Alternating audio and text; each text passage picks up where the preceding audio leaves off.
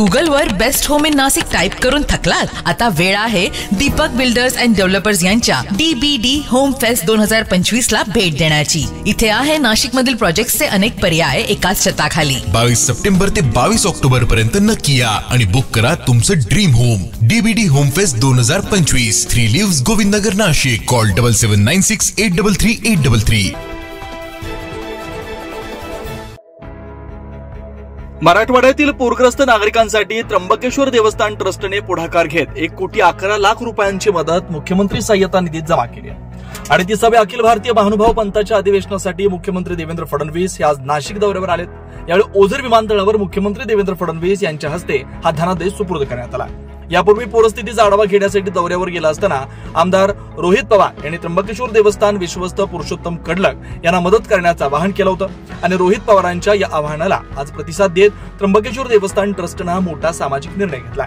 या प्रसंगी विश्वस्त पुरुषोत्तम कडलक, कैलास घुले, सत्यप्रिय शुक्ला, मनोज थेटे, स्वप्नील शेलार, प्रदीप तुंगार, अमित टोकेकर आणि राहुल पाटील हे उपस्थित होते।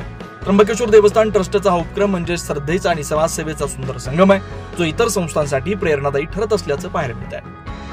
आज महाराष्ट्र राज्याचे मुख्यमंत्री सन्माननीय देवेंद्रजी फडणवीस साहेब, कुंभमेळा मंत्री गिरीशजी महाजन यांच्याकडे त्र्यंबकेश्वर देवस्थान मार्फत मराठवाड्यातील पूरग्रस्तांना 1,11,00,000 रुपयाचा धनादेश त्या ठिकाणी सुपूर्द करण्यात आला।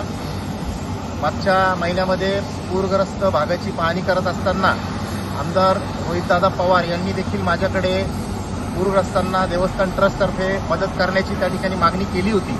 आज आम्ही ओझर विमानतळ येथे मुख्यमंत्री महोदयांना त्या ठिकाणी 1,11,00,000 रुपयाचा चेक आमचे सर्व सन्माननीय विश्वस्त, माझे सहकारी सत्यप्रिय शास्त्री शुक्ल, त्याचबरोबर कैलासदादा घुले, प्रदीपप्पा तुंगार, स्वप्नीलजी शेलार, मनोजजी थेटे, आमचे सचिव राहुलजी पाटील सर या सर्वांच्या उपस्थितीत त्या ठिकाणी देण्यात आला। News Maharashtra bureau Nashik.